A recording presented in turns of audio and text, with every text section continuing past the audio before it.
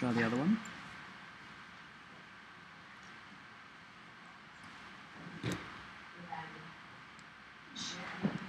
This one.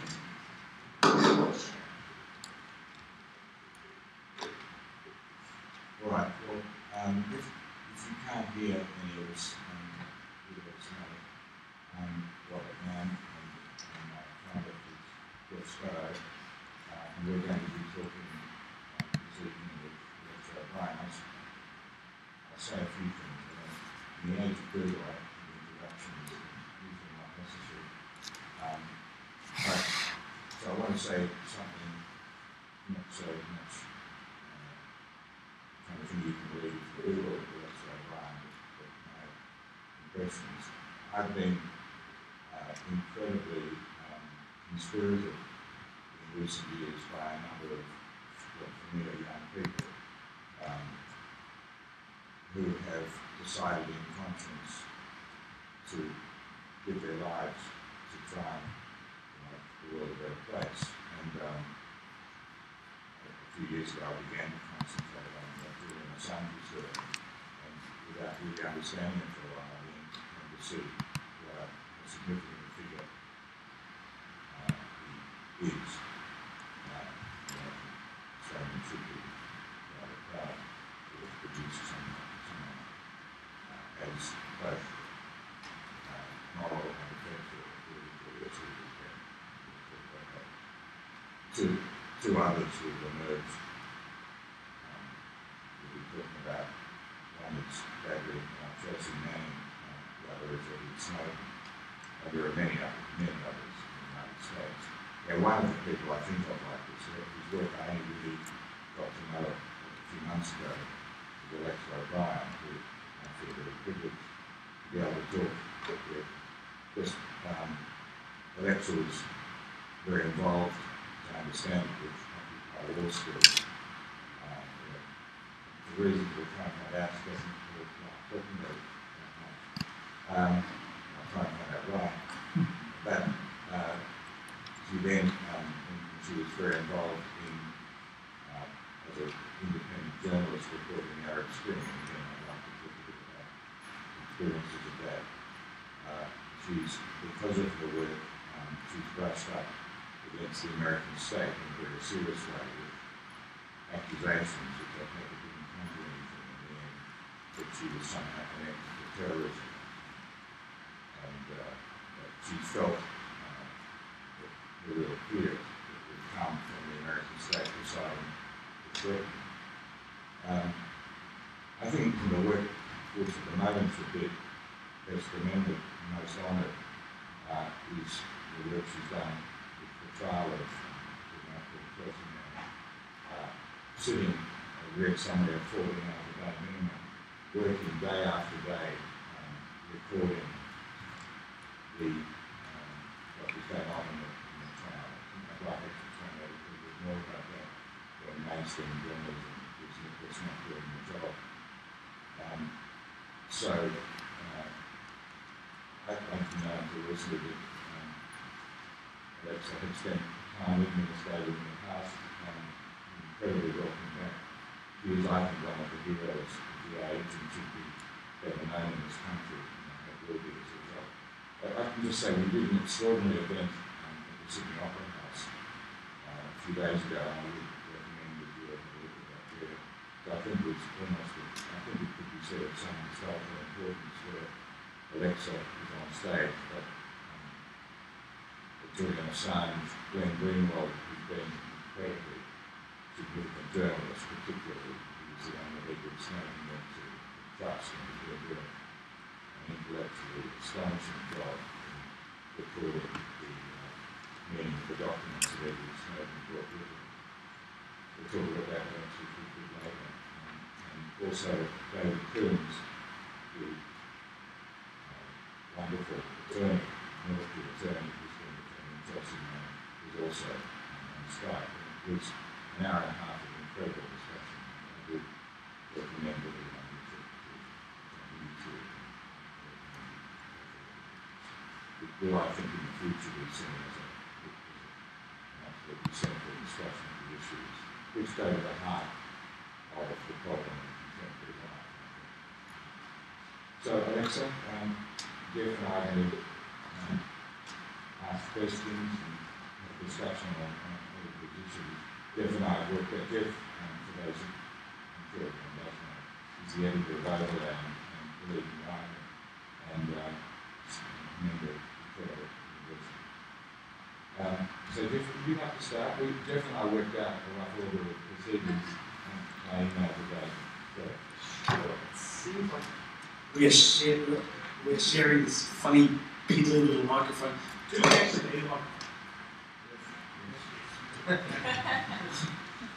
Okay, well, I guess the obvious question to ask, I'm sure you've been asked this 100 times before, but just to get us in the frame, reporting on what takes place, an incredibly complicated legal proceeding like that would be a remarkable challenge, even for a very experienced journalist with all the resources of a big media corporation behind them. You didn't have those resources behind you. So maybe you can tell us a little bit about what kind of learning curve you had to go through, what the challenges were, and what you had to learn along the way to do that work.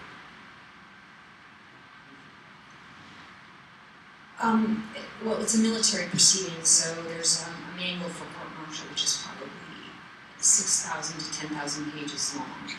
And the trial was court-martial, so you had a lot of military lingo. I mean, even things like 2BCT, 7th Brigade Combat Team, having to understand the structure of military chain of command, these kinds of things. So the learning curve was certainly significant, but it wasn't insurmountable. By the time I got to the pre-trial, I pretty much understood sort of basic chain of command issues that I needed, and there was a refrain of certain rules for court-martial that kept recurring. So, you know, I would just reference back to those legal documents, and I would say that by the middle of the pre-trial, the proceeding was 20 months long, I pretty much had nailed the U.S. government's case down. And it was gratifying when the trial came, because, you know, when you're trying to cover a secret trial and you're the only source of information and you know, people are relying on you for accuracy and you don't have a legal background and there aren't any lawyers there and there aren't any press there, it is a bit terrifying because you know, you don't want to make any mistakes. And I was very happy to know that a year before the trial, I pretty much had already figured out what the investigative and the legal theories were for the prosecution. So that was reassuring to me. I mean, it was a lot of work. I didn't have a personal life. I had pretty much, I worked every day, I worked all day long. It was doable. Can I ask slightly more general question? First one, why you decided to do this, give your life to it, what you think the significance of the trial was? The prosecution of then Bradley Manning, Chelsea Manning, was the largest legal trial in U.S. history.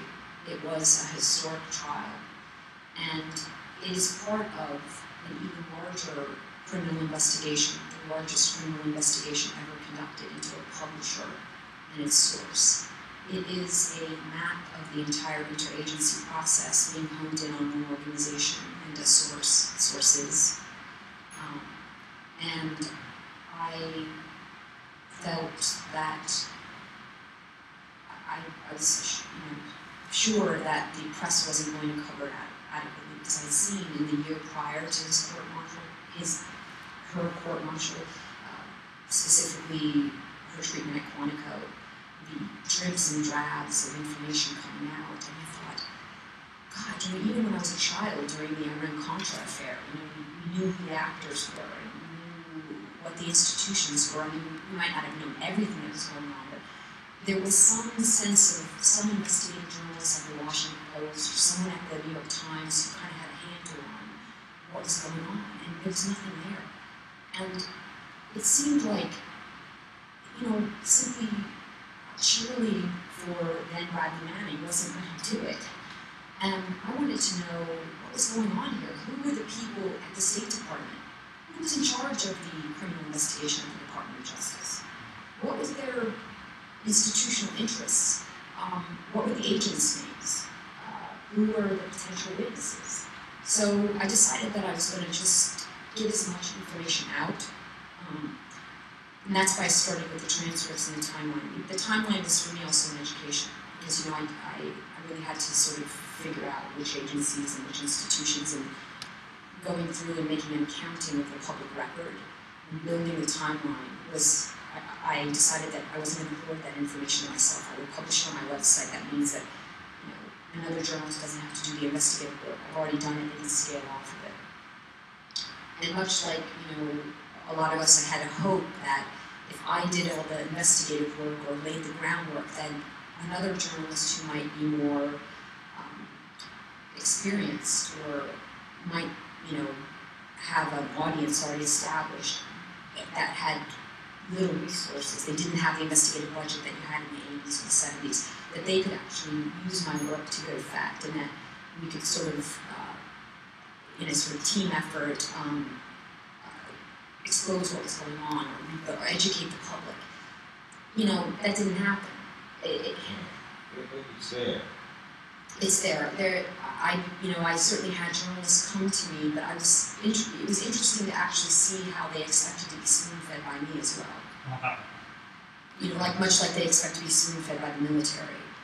I had one journalist who did a profile on Manning who was adamant about, they said, well, I need this information. I gave them a bunch of links. This is for this, this is for this, this is for this. And they were like, well, I can't find it on your website. And they would complain to me how my website didn't have good UI user interface, and I thought, I'm working 18 hours a day just to get, do some work. Just one other question. You've written, I think, very movingly about Chelsea Manning.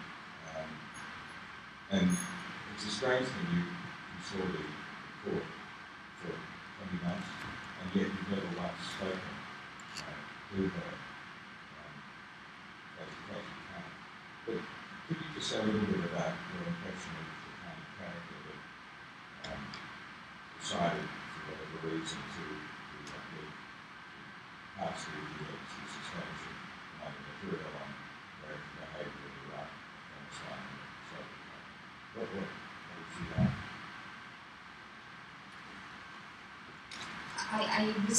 During deliberations, there was no one in the courtroom except for the judge, one member of the defense team, one member of the government prosecutors, and the military prosecutors, and Manning.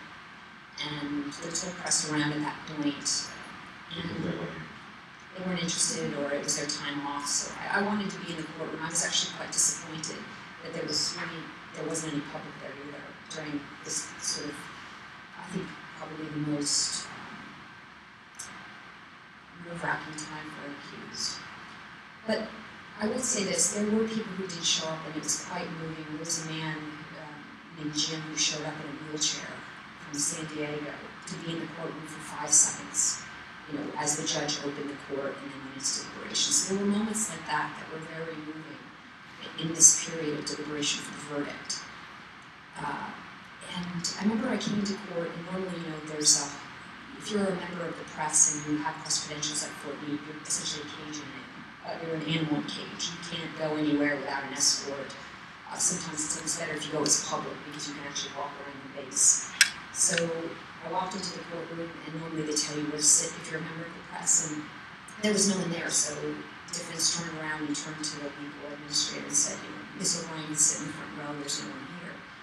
And Manning looked over at defense counsel and said, I'm a member of the defense team. I help write briefs. And it was probably the only moment that I actually got to see Manning interact with her defense counsel. And what I saw was a young person. It really hit me how young Manning was. And when you saw Manning on the stand, especially when he first spoke at the part of the motion hearing, which was back in November 2012, December 2012, around her unlawful pretrial confinement at Quantico, there were 9 hours of testimony. I mean, many people freaked out when Manning made the statement for the pleading to 10 lesser included offenses back in February. But Manning actually had 9 hours of testimony, which is on my website. And the character that was on the stand was so endearing. In fact, the entire press pool was quite charmed by Manning. Even the lead military prosecutor, Major Ashton Fine, who was quite bombastic and proud and strident, you know, in the way in which the rhetoric in the courtroom, was taken aback at how deferential Manning was to authority. I'll give you an example. The issue of Manning's current chain of command came up, and her current chain of command visits her in prison. That's part of the responsibility of her current chain of command. And you know, there were issues around accounting for whether or not Manning was being treated well at Quantico, and there's a questionnaire that the prosecution had given to her chain of command to say, are you being treated well? Check. Are you doing this? Check, check, check. And Manning talked about how much respect he had for his current chain of command, and how nice they were to him how nice they were to her to bring her, you know, sneakers, and how much she looked up to them.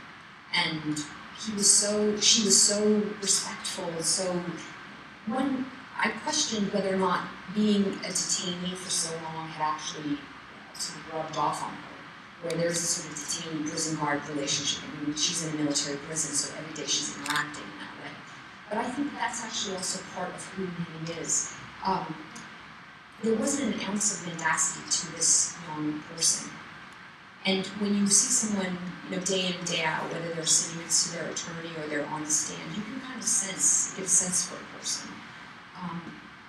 The other thing too is Manning is very scientific and methodical and very earnest. So if asked a question, will answer in an incredibly earnest way, almost that it seems a bit at first naive. But over a period of hours, as you listen, you realize there's a sort of old-fashioned common sense to it. Almost Midwestern, you know, almost like Oklahoma sort of earnestness. I don't know if this really will be a helpful metaphor, but it sort of reminds me when my grandmother talks. She has a particular vernacular that she uses. She doesn't really sound, everyone who was born in the 80s or 90s, you know, they sound like an advertising salesman to some degree. Manning doesn't have that.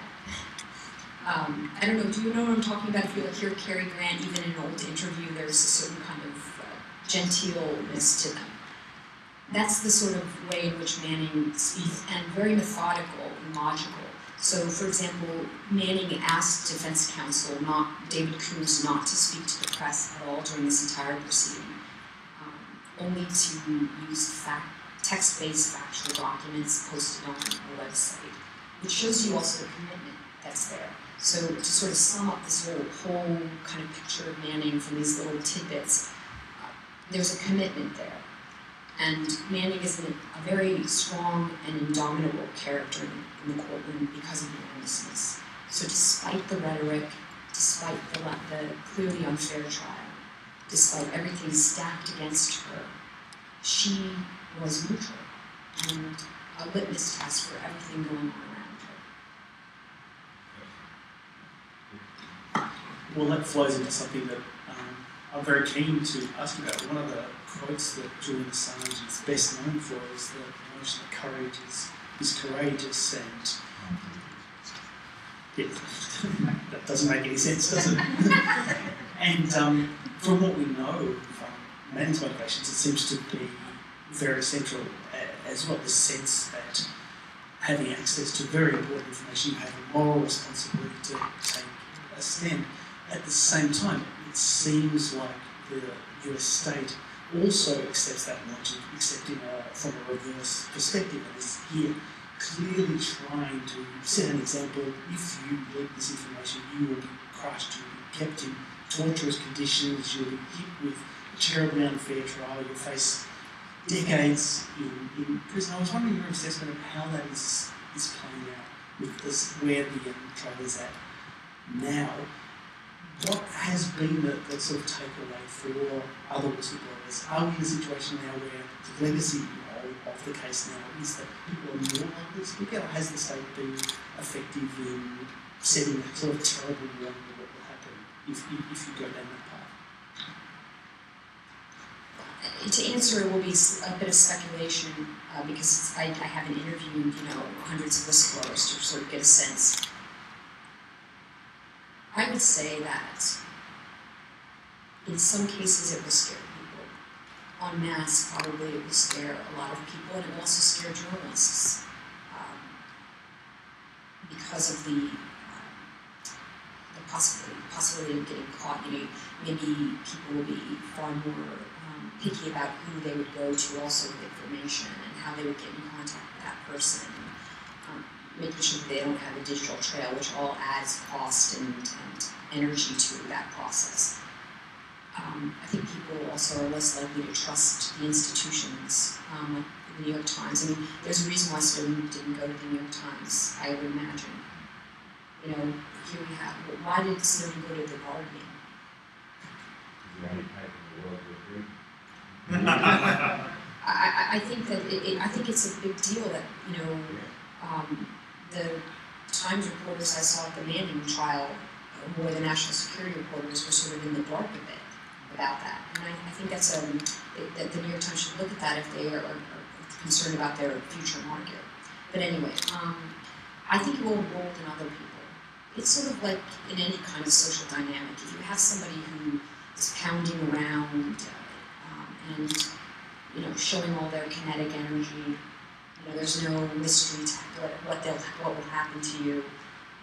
Someone is bound to stand up. It might not be en masse, but I have to say about that. I was very taken aback. Because actually, I think Billy Graham handed off the evangelist who created this phrase, "Courage is contagious," and it just then became very Sanders, as Jeff said, one of his favourite sayings.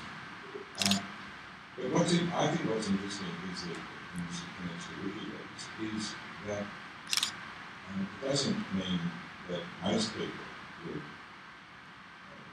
become courageous seeing that there are some courageous people in the world. What it does mean is that there are a few. And I think Professor Manne is obviously one who knew about WikiLeaks. And I was incredibly impressed.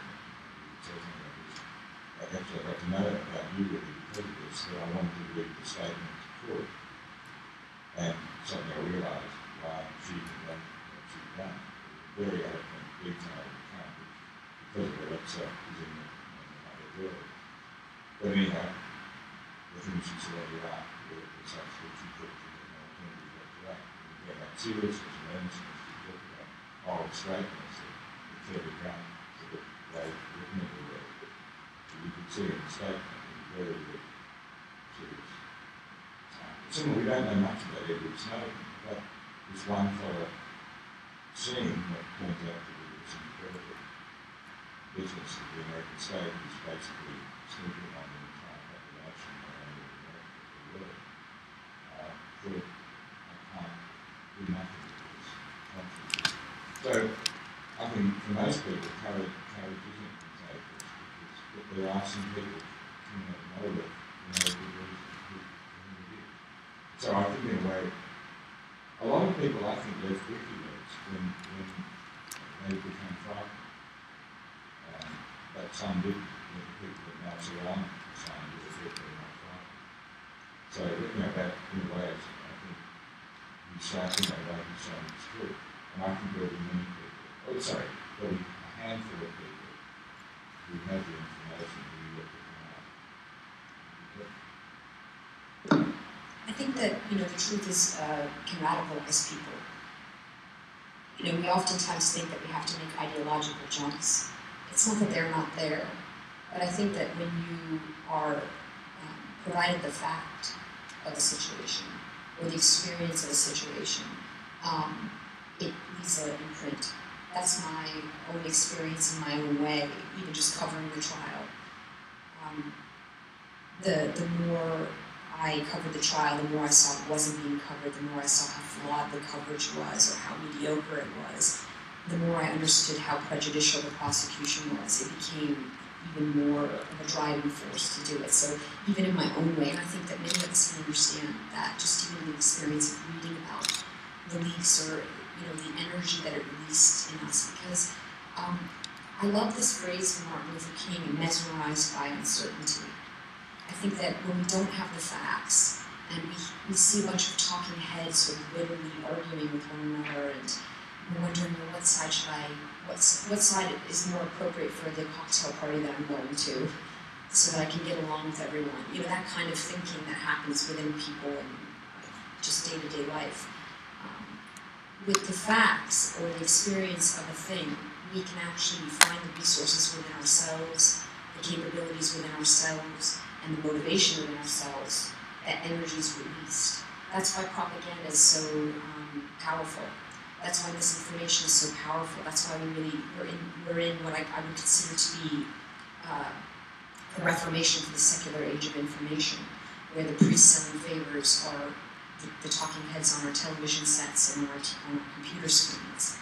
And when we can actually see the primary source document for ourselves, we can have, to sort of use that metaphor, the experience of, certainly in the traditional sense of the Reformation of God, or, directly, that's what Protestantism. And so too here, when we listen to the words of a detainee from Guantanamo Bay, or we see how bad the intelligence is, we don't have to get into the ideological bitch fest. We can just say, what? I'm not a mass murderer. I really don't agree that, I don't really want to be a part of extinguishing women and children in Pakistan. I know what the effects are of that, and that doesn't really feel right with me. Well, that flows on to something else that I wanted to ask you. You've been in Australia for some time now. I'm not sure if you saw the two newspapers a few days ago, both the Australian and the Sydney Morning Herald, the two most prestigious newspapers in the whole country, simultaneously ran the same story from AAP in the wake of the election, talking about how female politicians had new hairstyles. And this is the serious press in Australia responding to elections. So I wanted to ask you about the American media. I mean, it is an extraordinary situation where here you have a trial that by any objective measure is of tremendous historical significance. But it seems not simply that the media was content to ignore what was taking place, but even more unexpectedly, I guess, and bizarre, it was often journalists themselves who were the most aggressive in attacking the whole idea of whistleblowers, attacking not only Manning, but Snowden, Glenn Greenwald, anyone who seems to be ferreting out information. So what can you tell us about the state of America? How do we get into the situation where the media that we rely on for information seems to be determined to ensure that we don't get information? Are you asking me for my experience in the press, or why? What's It's funny, I think about, well, why didn't people revolt in Eastern Germany? Or why didn't they revolt in the Soviet Union?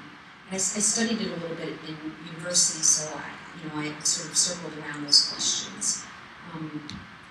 I think that consumer pacification is really part of that. I think that a lot of people, I even speaking to Omar Diaz, a former Guantanamo detainee, he said to me that, people are busy with their jobs and their lives, and so it sort of falls on the shoulders of a few journalists to actually have the time or have the resources to cover these things, because who can pay attention to it otherwise if they're raising children or if they need to keep their job because they pay the rent.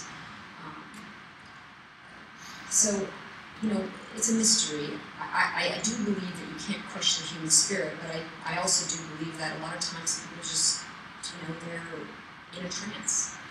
And probably the answer to this question is sort of around, it's a very ancient question, even when you have the knowledge, look at Alcibiades, Socrates' students. He's becomes the biggest traitor to Athens. So philosophy and information and knowledge can be also dangerous. But in terms of my experience of the press, the sort of corporatized press in the United States, mainly through this trial, which is really where I interacted with them, in some ways there's a generational shift. So you have more experience, let's say mainstream publications like the New York Times, they're journalists, they've been around for 20 or 30 years, and they see people like me and Kevin Gastol and like, you know, these arrogant kids who think that, you know, they have a Twitter account and they can do whatever the hell they want, and they're not very accurate. So, you know, there's this, or the AP guy, whatever happened within the press pool was like a microcosm of what was happening writ large in these institutions. At first, the AP guy, you know, I was almost arrested at Fort Meade in June. My first practically verbatim transcript came out because we could use computers, and I got my press credentials, and they were like, ooh. So they tried to arrest me for saying that I went to Smallwood Hall. Get this, we were suddenly not allowed to use Smallwood Hall anymore, which meant it's where the Media Operations Center was. So they would broadcast in on a feed Manny's trial. And in this room, you had Wi-Fi, you could use your computer. It was outside of the courtroom. So all the credentialed press would go into this room. And prior to that, I had been doing, you know, basically stenography in a notebook.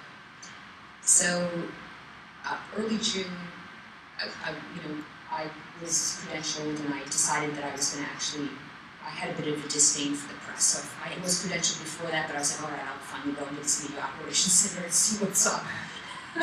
So I get in there, and later in the month, I got back to Fort Meade, and there was no Media Operations Center, and we weren't allowed to use computers. In fact, for a whole year, the 3 journalists that were there, 3 or 4 journalists that were actually at the trial for the whole trial, had no access to any computer. We were all in a notebook in the courtroom. So I went over, I didn't know if I had credentials because there were constant problems with trying to get access to this trial, even down to their servers at MDW, Military District of Washington, which is the military district responsible for convening this trial. They had servers breaking down, their Microsoft server, their SharePoint server their websites kept falling apart, returning 404 errors. So I never got my email for my credentials. So I got to Fort Meade at like 7 a.m. and I drove on basis public to go over to the public affairs office. And I go to the public affairs office and ask, what am I credentialed? And they're like, well, we don't know. If you didn't get the email, you probably are not credentialed. So I was like, that's not a satisfactory answer. So let me go find someone from public affairs. So I get permission, and I drive over to Smallwood Hall, where the Media Operations Center, and I walk inside, and there's this enormous cake in the middle of this auditorium where they broadcast in Guantanamo trials. It says, happy retirement.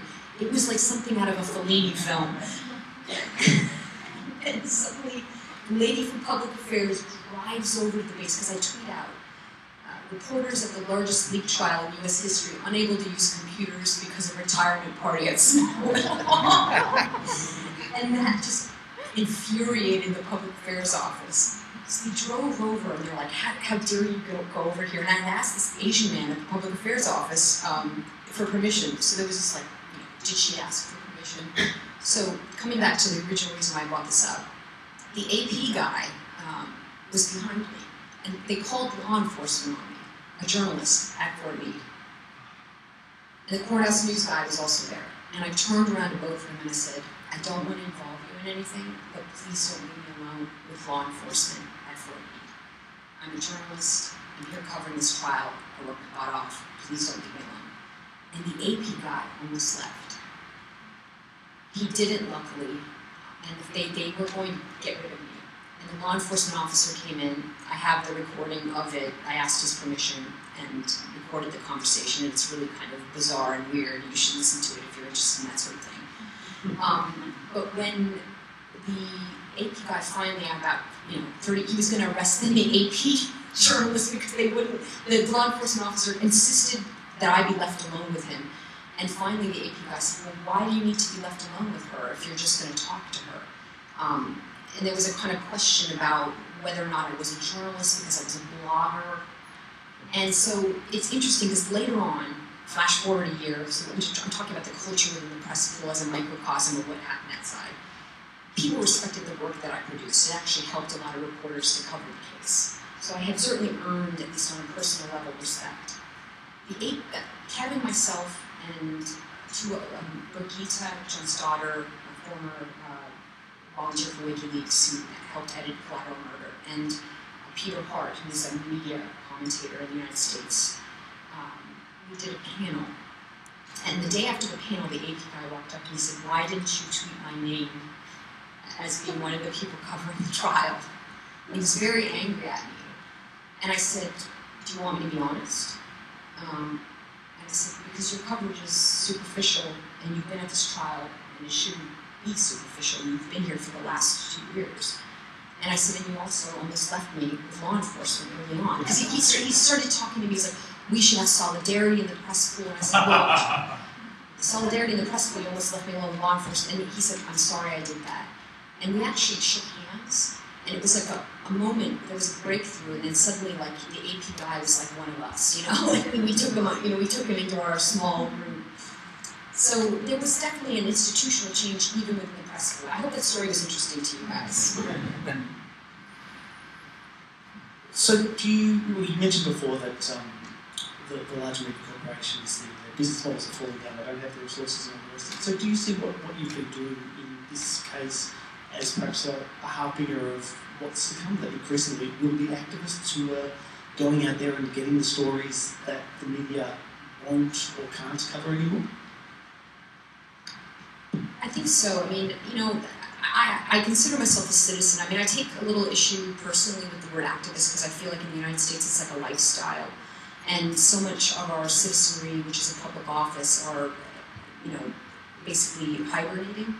So, and that's just within the sort of American culture. I think that we need vibrant citizens who are engaging in the polis, and that creates a healthy, civic society.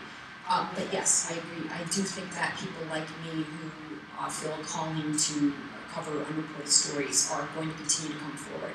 And I think also just even, when I look at like the future plans for the database that I've been collecting, it started as a timeline, then I got it into a MySQL database. Now I can actually architect the information after the trial isn't going on, and continue my coverage of the WikiLeaks investigation. And then also, the goal for it this year is I'm working with an information architect and a user experience designer, separate from just simply continuing my narrative coverage and investigative coverage, is to actually create the type of infographics that will map the entire US investigation of WikiLeaks, every agency, every actor, everything.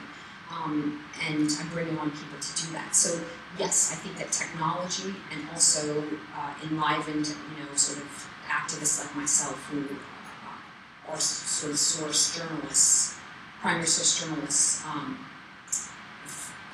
got asked the other day if I was a propagandist. I'm like, there's nothing more to transfer. It's like. It's interesting what you're saying. Really, with independent journalists, got to stop. When the impulses are in part up with the world, with these things, and run through it. It does relate to what WikiLeaks does. And Jeff wanted to put this I'll raise it.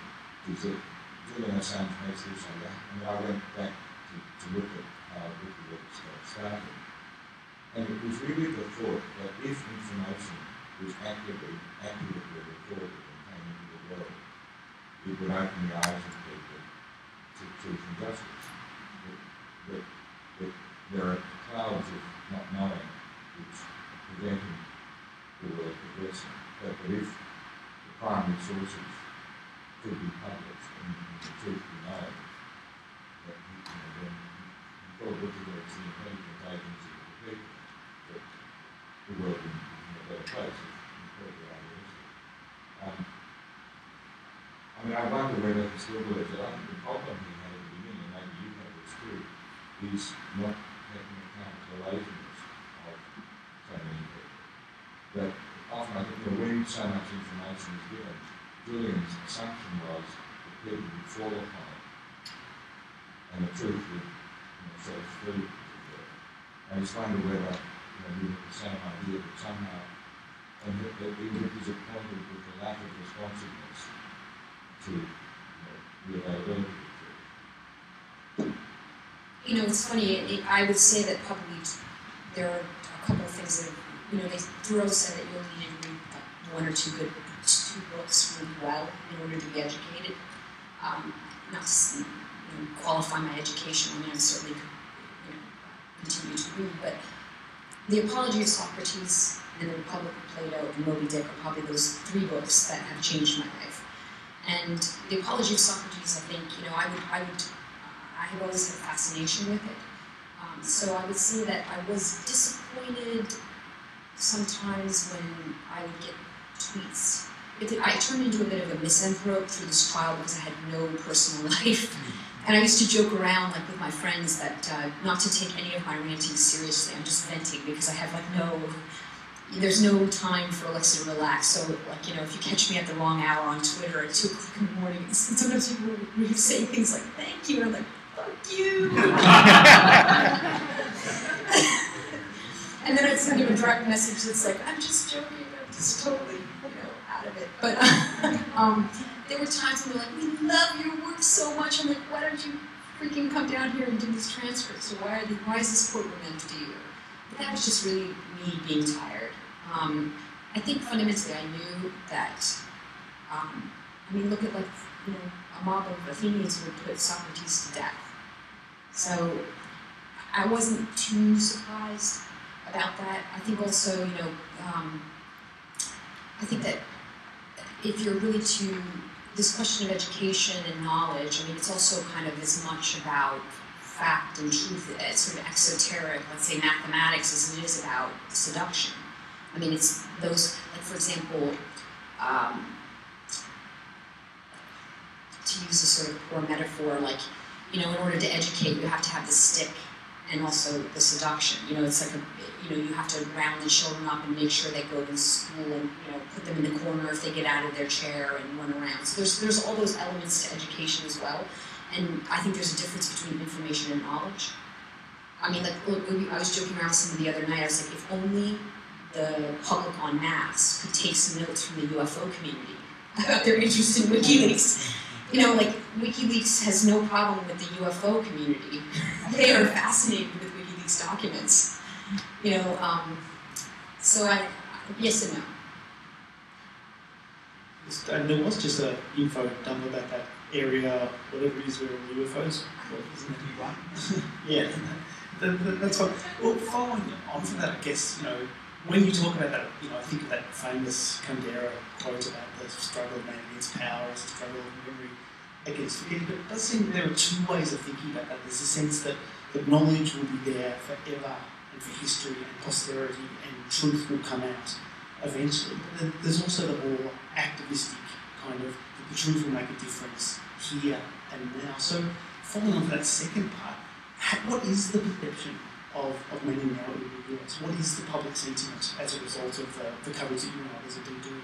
How is it being received, and how is how has that been moving? I think for the most part, en masse, most people don't know who Manne is, and they don't know who Assange is, and even individuals in IT. That's my sense of it, just the general populace. They know of it sort of peripherally because they saw maybe 10 minutes or 15 minutes of the Giphy documentary. I think that my sense of it also is that Assange certainly would have not had an easier time had he been an American, but the fact that he's not American is really counts against him in terms of public perception, because Americans don't tend to like foreigners. They're sort of getting the better of them. We're very proud people. But within the communities that do know about these issues, I think that when Manning announced that she would like to be referred to from now on as she and Chelsea, certainly, a lot of activists sort of took that issue up. But those sort of more fundamental issues, I think that the beginning of a larger societal debate, which this first part is just educating people about what the landscape looks like. What is the surveillance state? We can't really find solutions to these things if it's not properly diagnosed. Similarly with Occupy.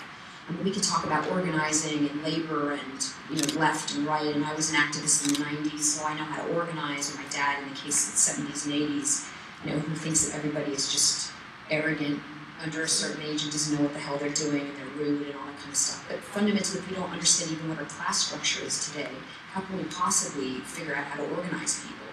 So we're in that part of the debate, and I think Greenwald has really pushed this ball down the field with Snowden's leaks, and really explained to the public at large what this surveillance state looks like, how it includes all of the aspects of society moving on to the internet, the things that Assange has said, and cypherpunks, and all those kinds of things. So we're in that educational process now. Can I say something quite different? That's a good thing. And it struck me, for a long time I taught in part about Eastern Europe, and I was pessimistic about the change in a certain point of place.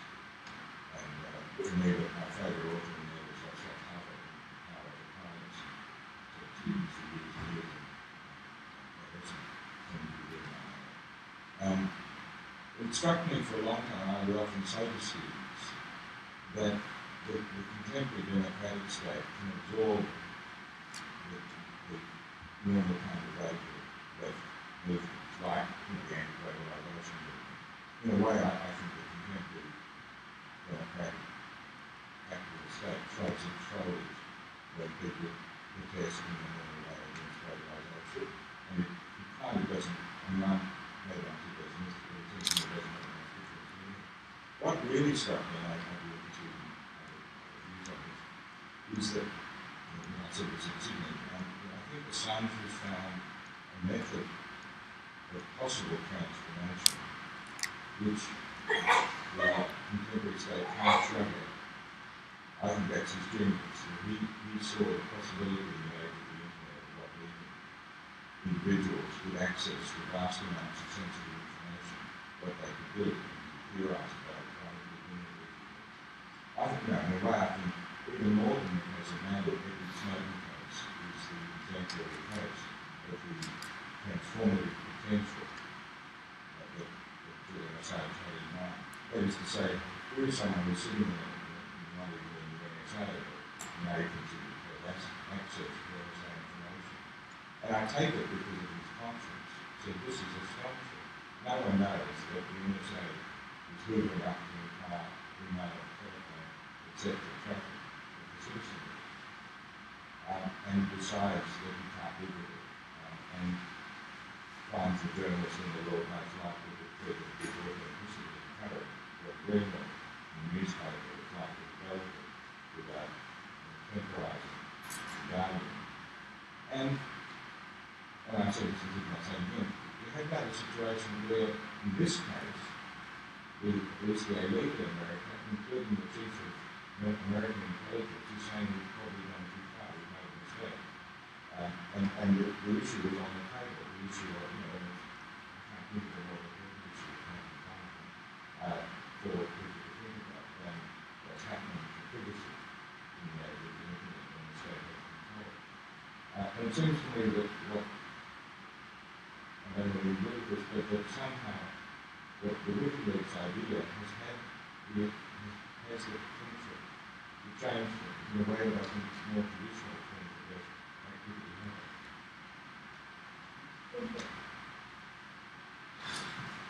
Well, just very quickly, I mean, if someone had said to you 20 years ago that would be this revelation that the state was eavesdropping on absolutely every communication that you made, that had searchable databases and all the rest of it, you would have predicted, had these revelations been made, that there would be villagers with pitchforks storming the halls of governments. And in some ways, it does seem to be that one of the curious things is how muted the reaction has been. I wonder, you made a comparison before of climate change. I wonder if the situation is that precisely because the situation seems so extreme now, that doesn't necessarily inspire people to take action. That's why I'm interested in the Occupy Wall Street moment, because even these protests were quite small, and you can obviously talk more about this, but for a minute we had some sort of hope that things might change. And I wonder if that's just as important as motivating people as being exposed to the extremity of the threats that we face. I'm not sure what I'm answering right now.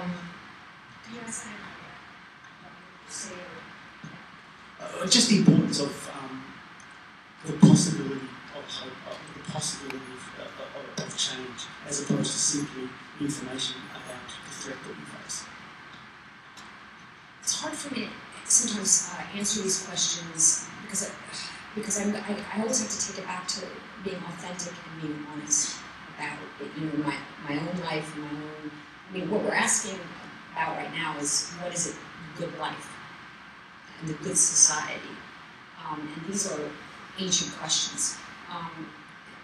But to sort of maybe make it simpler and less abstract and maybe more useful for this discussion, clearly, if you want to have a democratic state, you have to have executive power because there are threats, and you have to have virtue people, which means they have to be informed enough about politics and their interests and have some wisdom and some interest and stake in the longevity and the stability of society.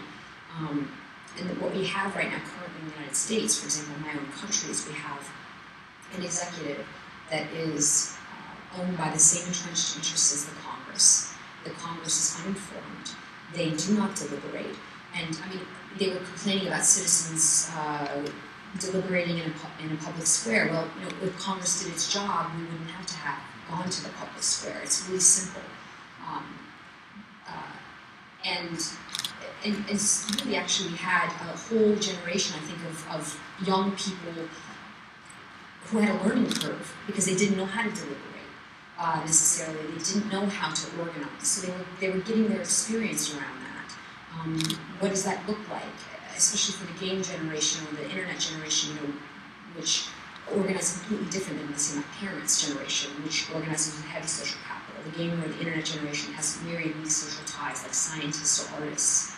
Because most of these young kids coming out of school, if you're talking about that class, they work in media, they work in IT, they're consummate consumers of electronic information, and so, they also have this kind of belief, even if you look at the organizational values within corporations, they tend to think that if I have all these tools, I can be anything. The dot-com bubble is sort of built on that. If I have everything that I need, I can be a CEO. Occupy is kind of like the dot-com bubble a little bit, where it's like if I have all these things, we can make a difference. Maybe there's other ingredients missing in there. Part of it is experience. And then you had this sort of myopia within Occupy because you had these younger kids who were organizing, with swarms around certain pieces of information on the internet who didn't want the blood contract. And then you had the unions who, in the United States, for example, are very weak. The rank and file member is weak. The unions don't belong to rank and file members. They haven't really protected the American worker. And there's a distrust around a lot of unions. And then the largest class in the United States is the service sector, which is completely ununionized. So you had all these sort of various sects and factions in class coming together. And then there was this sort of idea of like, well, the kind of reform is a little bit beyond the political. We need structural reform. This is why civilians leaks, I think, are fundamentally important. Reestablishing the Fourth Amendment, reestablishing due process, reestablishing structural elements which the left and the right should both be vested in. But how can you possibly have a public debate between the left and the right to kind of come to some kind of compromise, excluding all the hot button issues like abortion, women's rights, identity politics, all those kinds of things, when the media, which is where we had that discussion, will prevent the public. So there's all these various pieces of the puzzle, and all of those various pieces have to come together in order to have the kind of political reform. But it starts with, I think what you're saying is fundamentally true, it starts with the media. I think WikiLeaks is so vitally important, the survival of WikiLeaks or the US government backing down, the revolution in the media, because we will have no public debate until it happens. A very concrete question, which you know a lot about, but I don't think many people in Australia know much about, which is the legal process, the grand jury investigation that's taking place in the WikiLeaks and so on. So I don't think people in Australia know what's happened when the threat that we under is I spoke to the Department of Justice, specifically the Public Affairs Office at the Eastern District of Virginia, which is where the grand jury has been impaneled. the day after Manne was convicted, and the criminal investigation into WikiLeaks continues. Because I am very familiar with the court record for the Manne trial, 7 civilians have been investigated by the FBI. They include both the founders, owners, and managers of WikiLeaks. There is no question that the US government is doing everything in its power to neutralize WikiLeaks. And they're doing it through 2 processes. One has to understand that when James Clapper, who you mentioned before, is saying that suddenly he's discovering that there is possibly a relevant discussion needed about the US government surveilling the world, he's the Director of National Intelligence. And in 2012, in front of the Senate Armed Services Committee and the Senate Intelligence Committee, 2 very powerful committees in the US Congress, that WikiLeaks is a worldwide counterintelligence threat to the national security of the United States. You can bet that the intelligence community has been investigating and trying to neutralize WikiLeaks. The arms of US national power have been honed in the entire interagency executive process to neutralize WikiLeaks: diplomacy, information, military, economic, finance, intelligence, and law enforcement. The law enforcement prong is the Department of Justice. It's one prong of US national power. When the US government needs to neutralize a terrorist, they don't bring him into a court of law generally. What they'll do is they'll strangle their network, they'll strangle their finances, they will infiltrate them, they will neutralize them. It's all, you have to remember the executive is extrajudicial. I mean, it applies power however it will until it's stopped or checked by either the judiciary or the Congress, which is not doing that in the United States, post 9/11. In terms of the judicial process with regards to WikiLeaks, the investigation is ongoing, and when you only look at espionage or trials, sort of investigations like this, I mean, they take 6 to 10 years. And the US government will wait until it has Assange in their hands before they unseal an indictment. I will say this. I've gone down to the clerk's office, I've pulled every search warrant under seal within that district since 2010. And according to the prosecutors, when an indictment is unsealed or the case goes away, all the WikiLeaks electronic communications orders for Dynadot, Twitter, I mean, there's Google, Facebook, all of the ISPs, Internet Service Providers, will be unsealed. All the search warrants that are attached to every 22703D order is in the Eastern District of Virginia, they go in pairs. If there's a metadata order, the clerk's a metadata order, there's definitely a search warrant. That's according to the clerks. And in fact, the clerks there are very interesting. They had to actually instantiate a new sort of protocol for this list of electronic communications order as a result of the WikiLeaks investigation. It's changed their whole way of handling these normal legal documents in the court. And there are over 800 electronic communications orders, and I can't confirm this with them, but the indications that the clerks gave me is they all relate to the WikiLeaks investigation. What's your theory as to why people don't know that this is happening? Just in general? Yeah, I would think people in the States don't know that. Certain people in Australia don't. I think people in the States know about it a little bit more, in the sense that I don't think you have the denialism that you have in the British press, which, I mean, there's a reason I didn't respond to it for a year, because it's like crazy talk.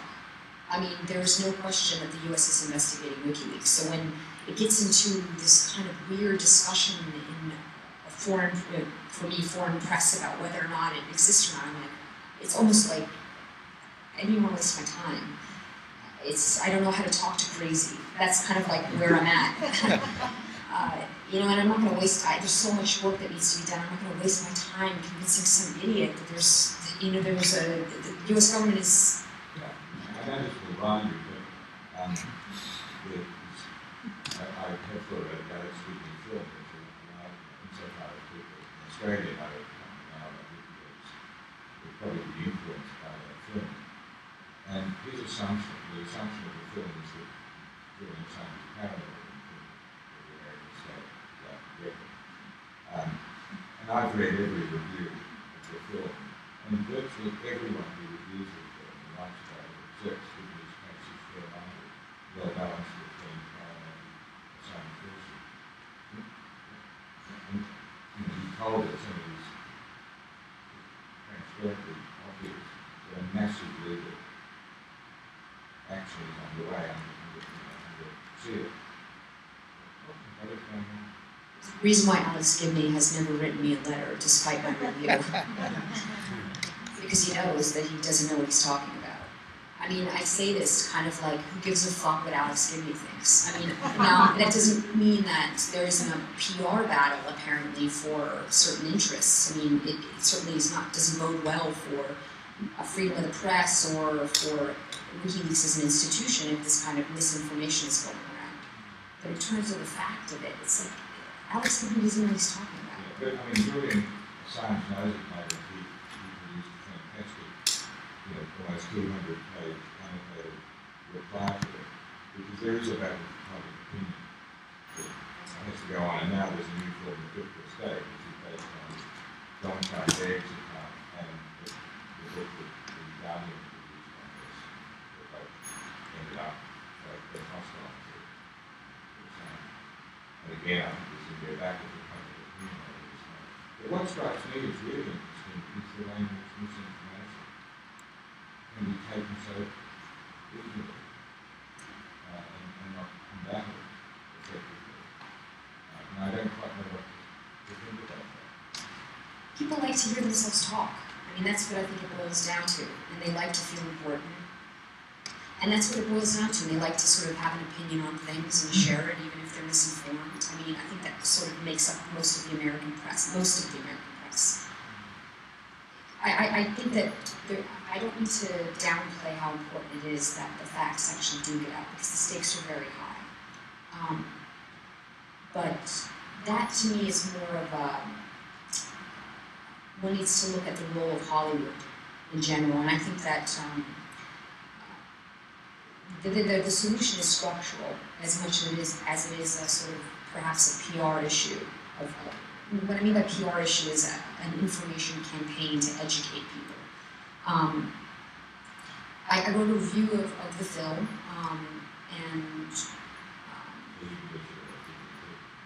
I wrote a review of the film, and Alex Gibney, despite the fact that my review was pretty biting, and I also was at the National Press Club when the film came out, and I stood up in the middle of Adrian Lamo's,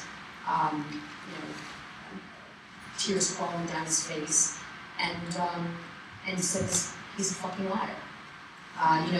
Adrian Lamo turned in Bradley Manning after a hypothetical subjunctive question. What would you do if you had access to such and such a blah, blah, blah? That's when Adrian Lamo reportedly, from his own testimony, contacted law enforcement. But, putting all that stuff aside, Alex Gibney knows, even when the New York Times called me an activist, he tweeted out that I've been hazed by Alex O'Brien, but I could never say she's not a journalist. Let's talk about Hollywood. Let's talk about the fact that the largest growth sector for many of the camera companies in the US are federal contracts for lensing of weapons systems. Let's talk about the processors in the consumer electronic market and video games, which drive the development for the processors on the digital battlefield. The U.S.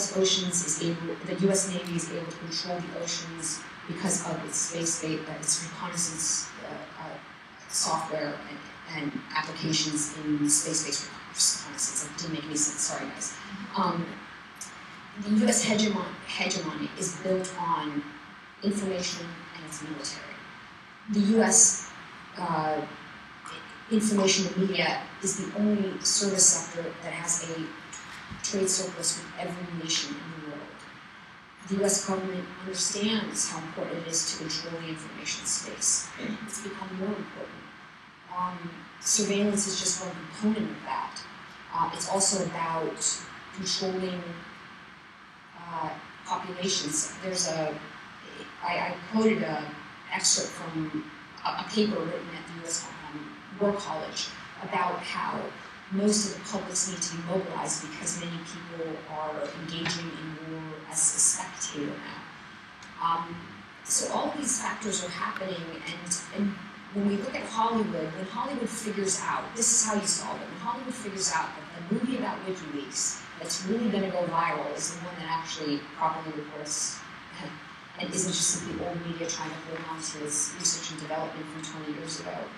Then I think we're going to find a solution. Yeah.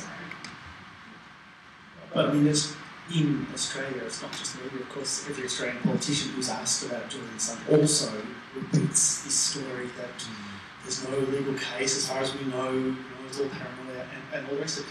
What you said, that the American government is tremendously concerned about WikiLeaks, and it's happening on all of these fronts, legal, political, and all the rest of it. So what happens now? I mean, at the moment there's a stalemate, Assange is in the embassy, all the rest of it. The American government is relentless. How does this play out? What is the next stage for Assange? I mean, what happens next is more leaks. That's what happens next. More leaks, continuing to the journalists like myself who've sort of essentially been cutting our teeth on trials like the Manning trial or other events. We've evolved and we've gotten a lot of experience over the last couple of years. And I think that we're, just like the U.S. government, we're also learning where to go in the next, in the next place. And for me, I know I need to basically work with an information architect and a user experience designer to be able to take the information that I've amassed and communicate that in different narratives in the digital realm, as well as doing more traditional pieces like writing a book about the Manning trial. I think also for Assange, I mean, it's the goal is for the U.S. government to back down. That's the goal. Anything that makes that happen is what needs to happen next.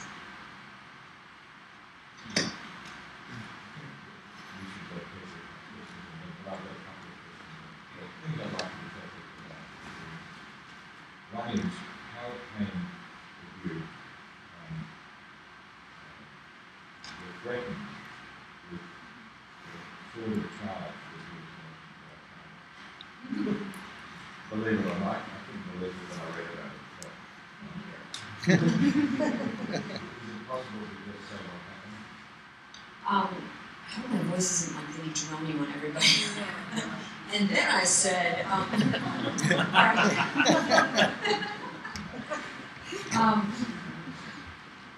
okay, so I've been covering Bahrain in a live blog in 2011, the Shia protests, and it was a very popular live blog because, no, there was really no Western journalists. I was just much like many of the individuals who were engaged in social media during, the revolutions in MENA. It just so happened that at the website that I worked on, it was a contributor website that published people like Thomas Giovanna from Balkan Leaks and Heather Marsh and myself, that I pulled out the Bahrain straw, and that's what I was going to cover every day. So I was covering that, and I was doing that quite successfully because the blog was very popular because the Western press had been kicked out. And I was able to sort of filter through social media sort of what was propaganda and what was probably a credible first stage report. And my pieces got picked up by Al Jazeera, The Screen, and the BBC at times. So, many people refer to this. At the same time, I was extramurally, because I had a full-time job working in IT at that point, I was starting to organize the original occupation of Wall Street. So it started off with being contacted by a federal agent telling me that they received, I was a friend who received an email saying that the organization that I helped found, which was focused on electoral reform, namely reforming campaign finance in the United States, and actually, quotes the Federalist Papers. The joke was Al-Qaeda, the Federalist Papers have Al-Qaeda written all over it. But he said, I received this memo, or this email from DHS that says that you're infiltrating the cyber terrorists. And I know that's totally crazy, so I just wanted to give you a heads up. And then Jason Leopold, the journalist, contacted me and said that he had seen other documents, higher classification from different agencies saying something similar. And then I was in a business meeting at work with the head of federal contracts. I was building out a part of the website as a content strategist and information architect. And he said, by the way, he's a former Army interrogator, BTW, and he said, they're asking about you. And I said, oh, I know about the DHS memo, don't worry. I wondered if I was at work, so I was trying to keep my private life separate from my life at work. I was like, oh yeah, I know about the DHS memo, don't worry, that's all under control. He's like, no, Alexa, they're asking about you by name.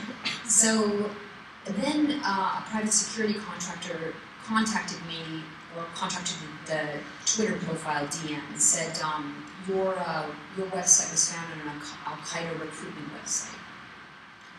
And then published an article saying that we were infiltrated with jihadists. There was 2 articles in those private security magazines. The other one said we were infiltrated with low-level jihadists, and this one said we were infiltrated with Al-Qaeda. And so it was quite absurd, and it was ridiculous at first. But it was interesting education for me because when I told people this, who had known me, they all knew that I had nothing to do with Al-Qaeda. But they were scared.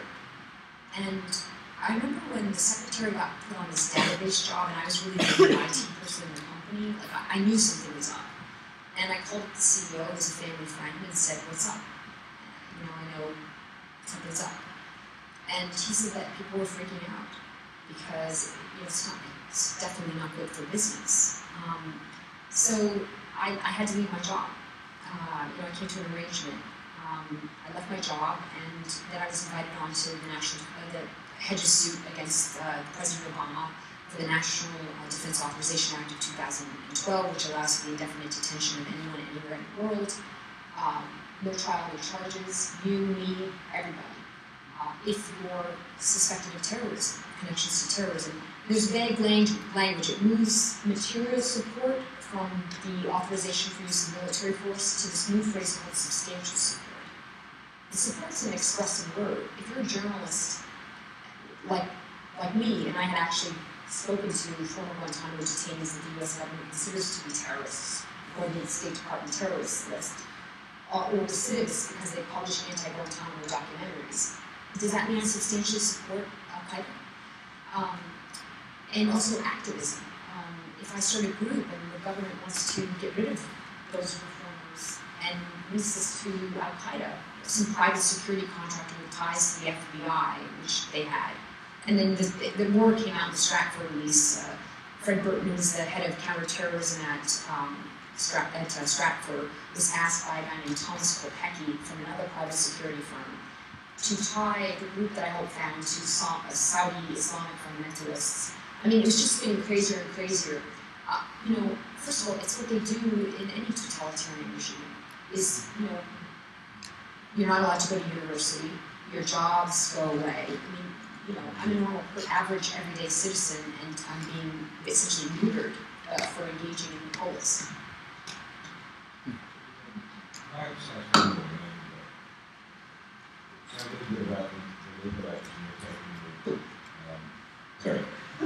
A little bit about the legal action you're taking with Noam Chomsky and others of it's called the National Defense Authorization Act. So we sued Obama over this National Defense Authorization Act, and we won in the Southern District because it violated the clause in the National Defense Authorization Act that allows the government to detain anyone anywhere for suspicion of terrorism. No trial, no charges. They can put you in any country. They can extradite you anywhere. They can do whatever the hell they want. They think they can do that. So we won because it violates the First Amendment, because it chills speech. If I'm a journalist and there's the threat of this this legislation hanging over my head, do you think I'm going to be more careful about what I publish? It chills my freedom of speech. And also due process. The government prosecutors kept talking about habeas as being due process. I mean, habeas just is a jailer explaining to the public or to your, defense attorney why you're in jail. And it takes years. So look at the Guantanamo trial. It took years and years and years to get any information about why people are being detained. So we won, and then the midnight appeal, Obama, who basically sold the American public this abomination of legislation by this stupid signing statement that has no legal precedent, where he said that he wouldn't use it. And he's, to prove how arbitrary executive power is, the minute we won in the Southern District, he immediately appealed. His Justice Department appealed our case and went to the Second Circuit. Those judges overturned our earlier victory. In the lower court, they said that Hedges and I had no fear, we had standing, we had credible fear, but that the legislation was unconstitutional because it violated the First and Fifth Amendments. Then, in the Second Circuit, those judges said, well, O'Brien and Hedges have no reason to fear because they're American citizens and Congress can't pass laws that allow for the military detention of civilians. But Kaiwar Gala from Occupy London and Birgitta John's daughter, non-American citizens, do have reason to fear. So it was thrown out, and now we've made application to the Supreme Court to overturn this legislation. But while we're fighting this in the judiciary, Congress continues to pass laws like this. So, the root problem is our entire political system is corrupted with campaign finance and entrenched interests that own our military and our national power and are preying on the resources of citizens, not only the resources, but the spirits of citizens, by passing this abomination, these horrible pieces of legislation. At the moment in the Senate, this was discussed in Sydney, there is the beginning of a bill to distinguish between real journalism, which is defined, and that activity which is collecting primary sources and releasing to the public, which is not journalism, which the science clause is likely to be a science clause. And so under legislation is allowing the backing of through that is being considered, which would allow journalism to continue presumably to the Constitution, but would make what science does possible under that, as I would think is a preparation for the trial eventually. So, again, it's again what the country was saying. And all of this, Senate calls it the Assange clause. The Senate judiciary, that Assange should make that out. all of this goes on, story like in the press. No one in Australia will hear any of this. All of this is going on in public and we don't know what's happening. Except for people.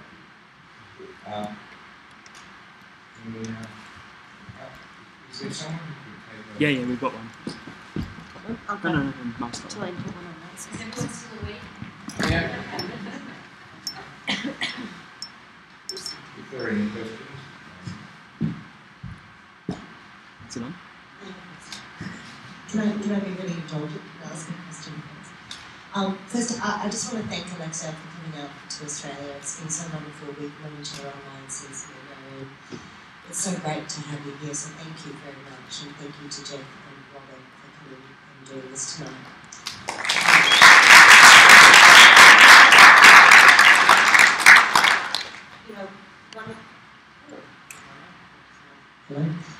One of the things that really concerns me is that as Australian citizens we are so intertwined into American foreign policy in so many ways, and not only through the sort of militarisation of our relationship both with bases up in the Northern Territory, our seeming willingness to follow you guys into war without parliamentary vote, but with things like the NDAA, which we've a lot of us probably in this room are probably more informed about than the average citizen.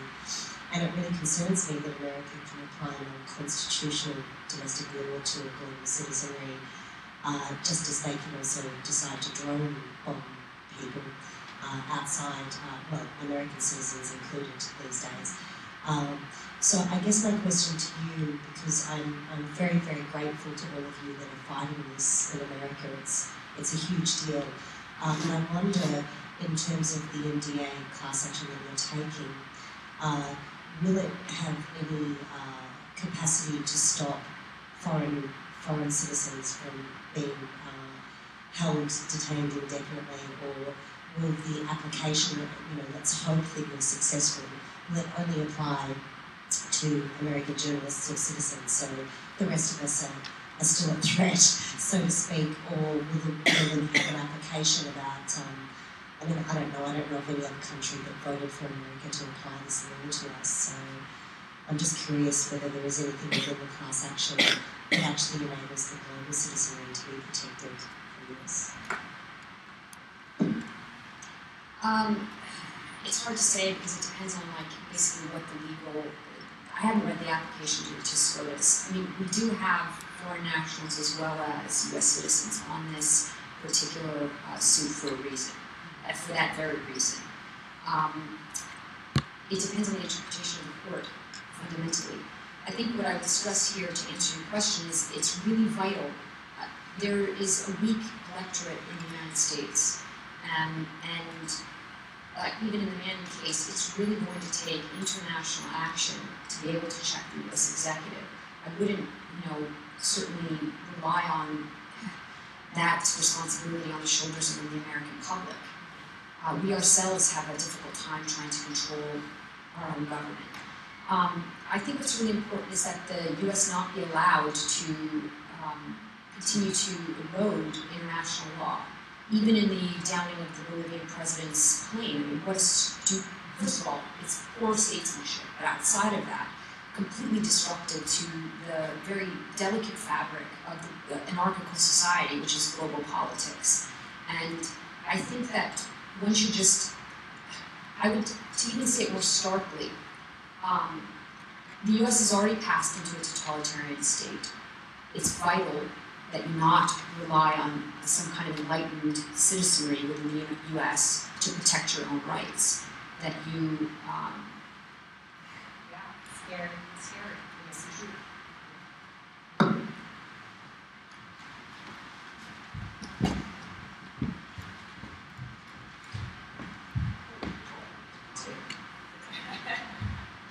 Hello, thanks for coming and sharing your experience. Well, I got to you're already answering my question, but still I would ask you.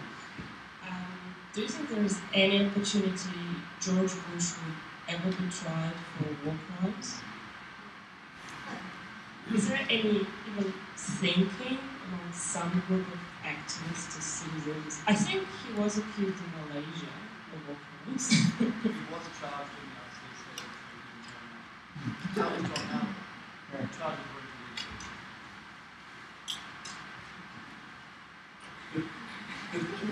listen, I'll bring it back to the Manning trial. The UN Special Rapporteur on torture said that Manning's treatment at Quantico was cruel and inhumane.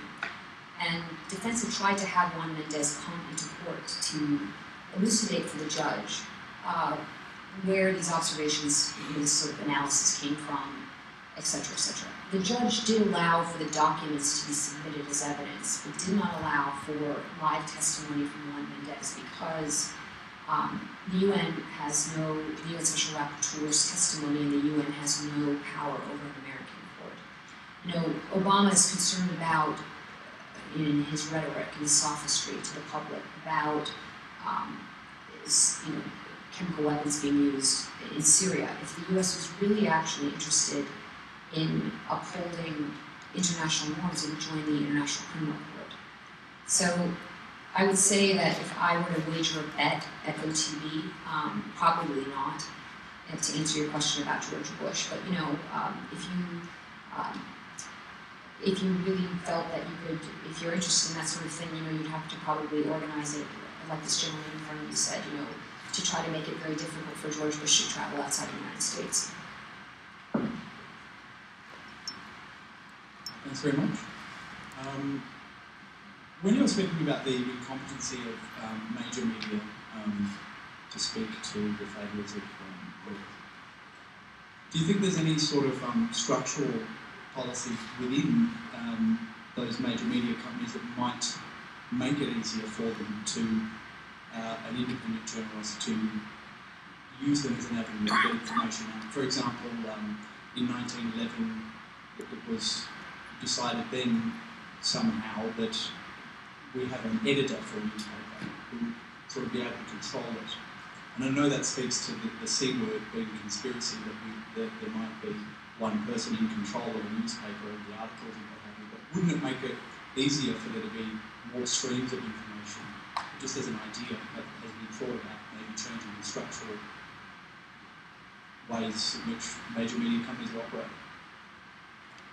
So let me make sure I understand your question. Are you suggesting that if you had a mainstream media organization like The Guardian, that they opened their audience up to writers on the internet by having an editor who could submit to... Rather than not having an editor, so there wasn't a safeguard for someone to say, no, we shouldn't publish that, or talk about the issue. Why have that constraint?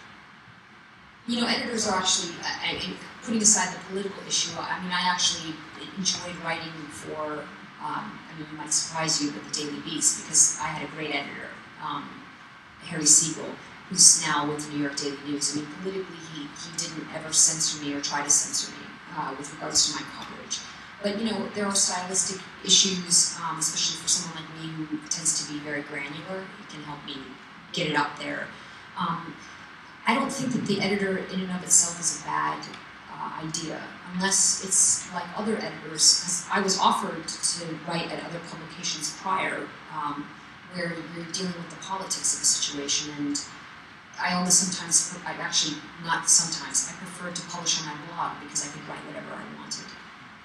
I guess it would depend on whether or not your solution actually increases the reach of a piece and also filters it enough so that people are not, the internet is a blooded marketplace, so things can get lost in obscurity as well.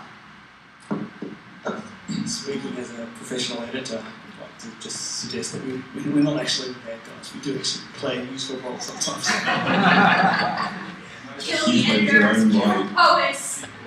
In a way, the world is as you say, which is that people can more or less are free to write whatever they want and they appear in hundreds and thousands of blogs or whatever.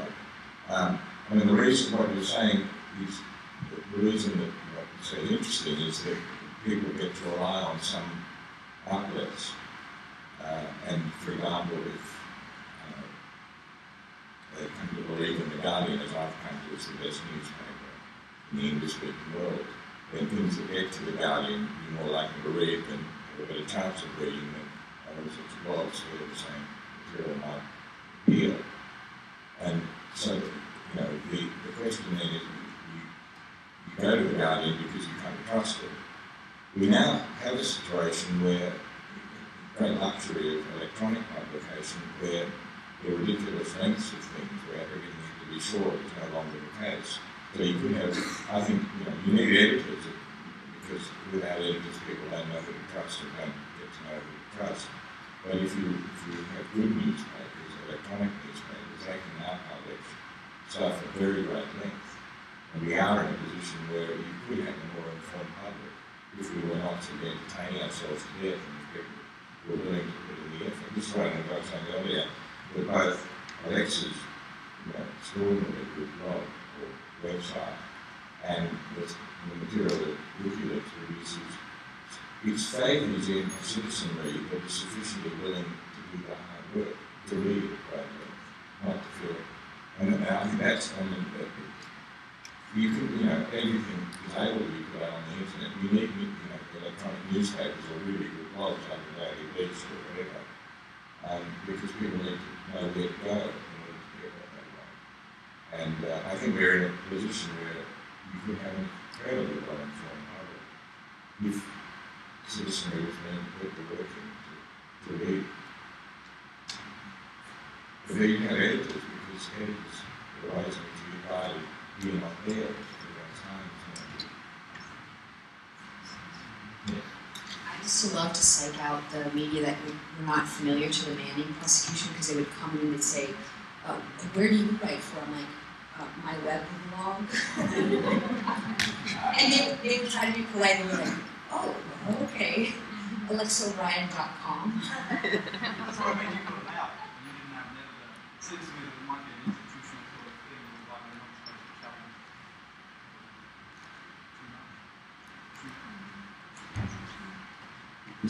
It's on. This thing's on, no, it is? It's on. It's getting weird.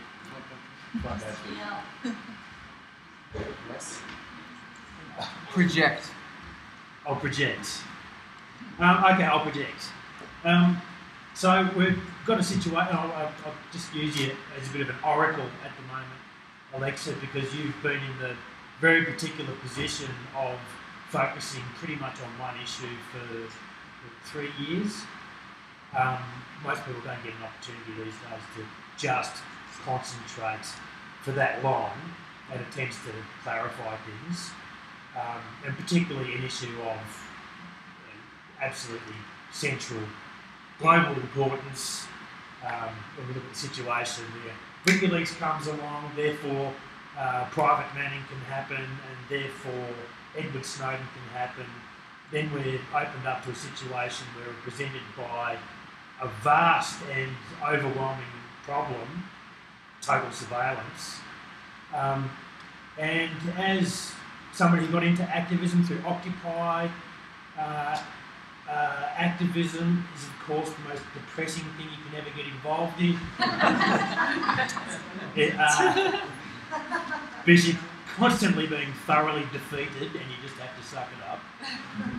Recently this week spoke to a long-term activist, and he mentioned to me that what he was interested in getting involved in, if he wanted to get re-involved, would be long-term campaigning. And this reminded me of something that Vince Emanuele said from Iraq Veterans Against the War when he was here recently, that the people we are struggling against are planning 50, 60 years out routinely, and we should be doing the same thing. And this all came together suddenly for me. We're presented with this vastness of a multitude of an absolute clusterfuck that possibly is easier to understand if we give it a frame that's, say, 60 years into the future. That's as far as what do you think of that kind of the framing problem? I think it's very smart. But there are also questions about it. Like, for one thing, I would hope there's a joke. Actually, I happen to love Rocco Powell. To tell you the truth, The Power of the Powerless is probably an essay. I'll have it in books. My former political science professor used to say that I considered it like self-help for Europe because I was really moved by the essay. But anyway, the reason I brought that up is because there's this sort of anecdote that Havel has about these Western peace activists that go to the former Czechoslovakia with this petition, and they want to get signatures from dissidents who sign this petition, and none of the Czechoslovakians would sign it, and because they kept saying, well, who's going to die under that flag? So, there's the joke, sort of like, especially I think with many people who experience the kind of totalitarianism of the former Eastern Bloc countries or the Soviet Union, there's a sort of skepticism about, the road to hell is paved with good intentions, so to speak. But putting that sort of caution aside, I think that it's a really smart thing to do because I think it also will help clarify the activists or the citizens' own perceptions of what's important and what exactly it is, and can help others in discourse to be able to have a kind of deliberation where you can get clarity around what are the most important things, what are the priorities, what are the kind of structures that we need to build, and how do we actually practically enact and build those structures to get to the kind of goal that we're after. Especially when it comes to things like natural resources or the information space. I'm sure in many regards that one could, kind of going back to what you said earlier about Assange, and WikiLeaks, the sort of the theory behind the mechanism, the political philosophy behind the mechanism. All those kinds of things can only bring good to, even if it's just the activist or the group. Of course, the government will probably call you a terrorist, but anyway, that's another problem. Can I just, your comment about activism being terribly depressing, and I take it's depressing because you get nowhere, is the thought. this is the thing that struck me about Assange. Well, that's what it feels like in the short term. But what I was trying to say earlier, and I think it's quite important for people, I imagine many people in this audience are on the left, that he actually got somewhere. I mean, it struck me, I was just, in a way, during the Snowden affair, which Snowden was only indirectly, I think, influenced by WikiLeaks, but I'm sure he was indirectly influenced by WikiLeaks. At a certain point, what Snowden did, but then Assange sent one of his people, Sarah Harrison, to help Assange get from Hong Kong to Russia. And then she, I don't know how it happened, was able to convince the Russian government, for whatever nefarious reasons probably, were willing to offer asylum to Snowden. There was sort of momentary crisis in the relations between Russia and the United States. Well, that's really what WikiLeaks and Snowden have managed to do. So that's not ineffectual. I mean, it seems to me just incredible that Assange sitting in the Ecuadorian embassy with basically no resources except wit and the loyalty of a few people and electronic means of communication, how much he's been able to achieve. So that's what I'm trying to contrast WikiLeaks to, say, the anti-globalisation movement, where I would think a really serious member of the anti-globalisation movement would often feel, we don't seem to be getting anywhere.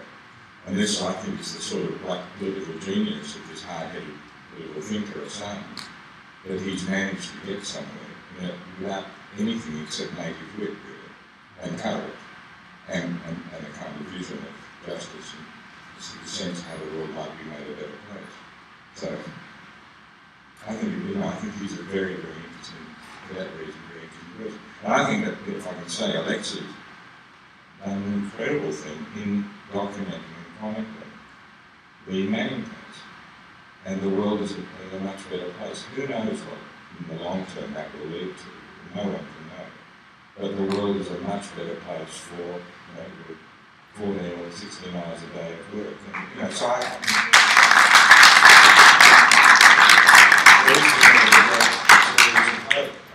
in a way, that to me is a sort of novel story, certainly in the Western context. You mentioned military litigator procedures recently and indicated that you were with him in the court cases against the Defence Act. His book, The Death of the Liberal Classes, is the most depressingly accurate assessment of the crisis that we all face. And I'm a 40-odd year journey on that activism road, comrade, and I remain a revolutionary optimist today, despite all the shit kickings that we've had, and all the defeats we've had, and all the step backwards we've had, all the compromises we've been forced to enter into. But that notion of revolutionary optimism is boosted by the very objective conditions that you're talking about. I mean, the struggle in Syria, the struggle in Tunisia, the struggle in Egypt, they're all part and parcel of that struggle against imperialism. They don't yet quite understand it in the way in which some of us who have a bit more of a theoretical understanding do. But nevertheless, it seems to me that there is a moment emerging in which offensive action, rather than defensive action, is actually what's called for. And you called for more leaks. And I think that's the first step towards it. But it's also, we've got to start to say to the Occupy movement and to the Indignados and all of those people, here is a way in which we can start to actually fire gunshots across the bows of the genuine power brokers. The financial marketplace, which has invented commodities that are now the reason why manufacturing and other real industries can't return to some level of development is because finance capital has become so embedded in its own milieu of making more and more paper money. So why don't we start to talk to the people who have these skills and say, let's start to bring down HSBC. Let's start to create some mayhem that gives actually some space in which organisations like Occupy, like the Indignados, like the Arab Springs, have all got then a general campaign offensive behind which they can start to manoeuvre even more broadly than they currently are capable of. You're talking about, and I hear you, you're talking about the dilemma of political education. I think that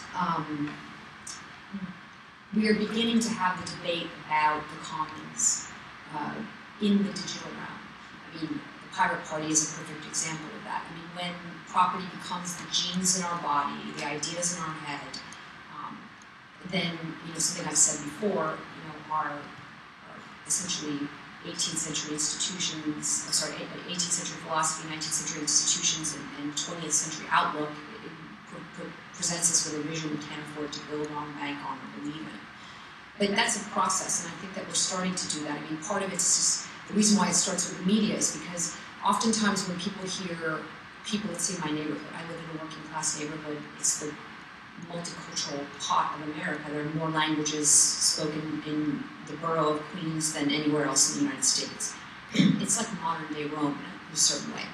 When they hear what you just said, they're like, whatever, they just don't get it. And these are working class people who oftentimes belong to unions, many of them are trades, and their children have all gone into finance. That's their hope for their children, is that they go work on Wall Street and retire in Long Island.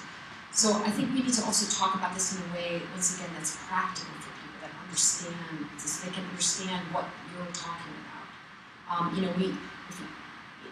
And that's sort of the idea fundamentally that in the current environment, in the current political climate, if you and I simply fish out of the same pond based purely on self-interest, the pond will be empty.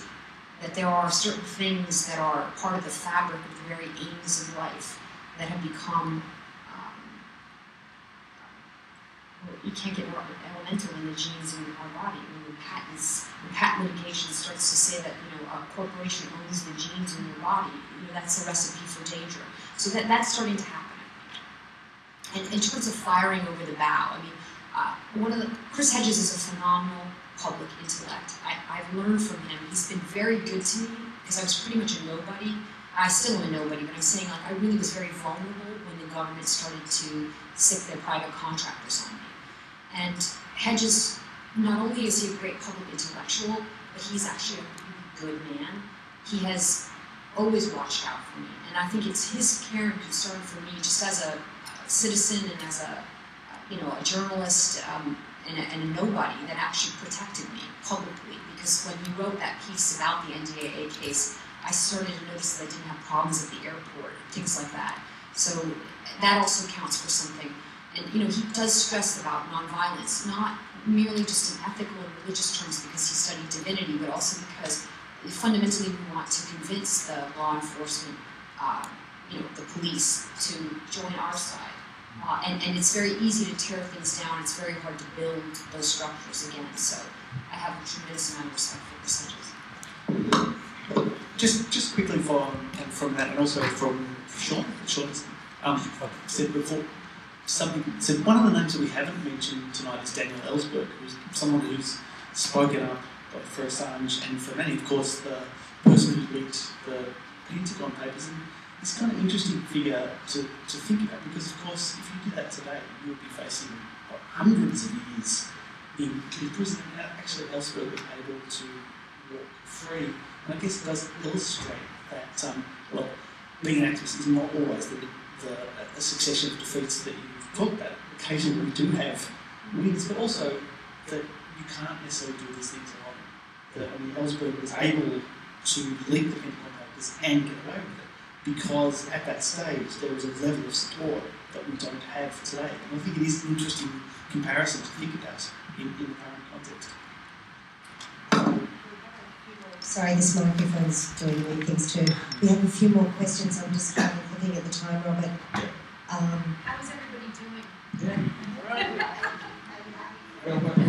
We'll be in Russian and finish at 8:30. Okay, so got 4 more questions here. So anyone else that wants a question, get in now.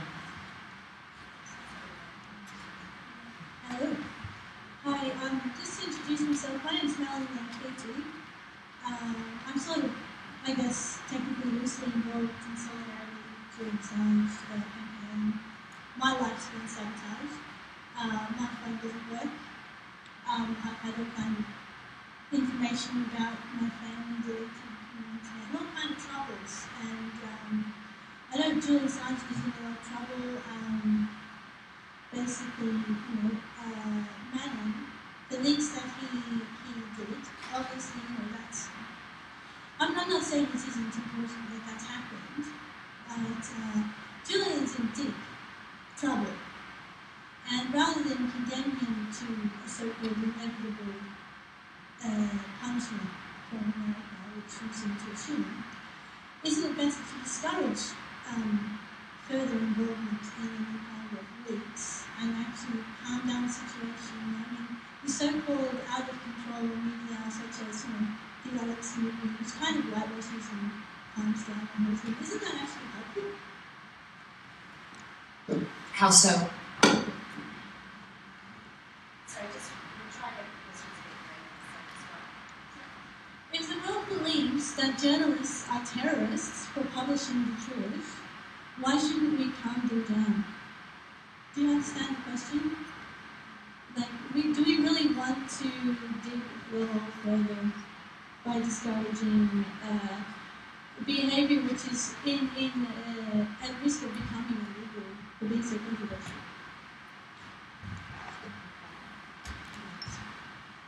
Well, if people want to take risks, they will, and no one can discourage people from being courageous, even if they're going to. I mean, I spent a lot of my younger time looking at Soviet dissidents, and could have told Sakharov or Solzhenitsyn that they were fools, that they were taking too big a risk, but they wouldn't have been convinced, even if you were right and you would have been wrong, in fact. But you can't, if people want to, because their consciences are stirred, want to take risks, they will. Use this? Sorry, no, I just want to raise one point and then one question. I think, I agree with Matt that, those WikiLeaks did find a chink in the US armor, but it's not hit a stumbling block. It's okay, so to have set up a whistleblowing organization that allows you to, it doesn't require much manpower. But when you're faced with, the Murdoch empire, with 200 newspapers, thousands of journalists, and then you have Alexa on the other hand, that's not, that's not a question of, the truth. That's a question of numbers, and we simply don't have the numbers to, penetrate and bypass the propaganda machine that most people are immersed in, so that you can't even see that it's a propaganda machine. So I think that's the past of the problem for life, because in the past, we did have organizations that were substantial, that could put out alternative press that we could follow. There were, for their problems, whether it was groups like Black Panther Party, or the communists, whatever, which all face all the same kind of issues that WikiLeaks face now, counter Pro, the McCarthy witch hunts, all those kind of things are just as totalitarian. The only difference now is that the scale is so much more freakier. So my question is, one, that's that's the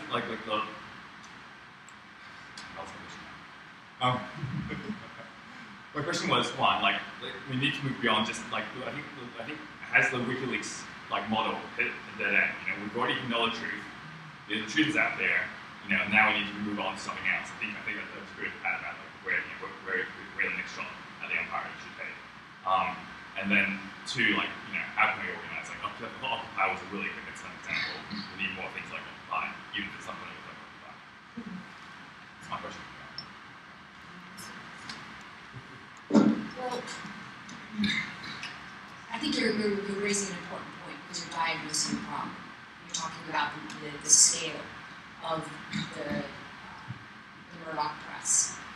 And what is the advantage of the Murdoch press in terms of the market? It's that it's able to sort of differentiate itself from the blood. And I think, so it starts with one person.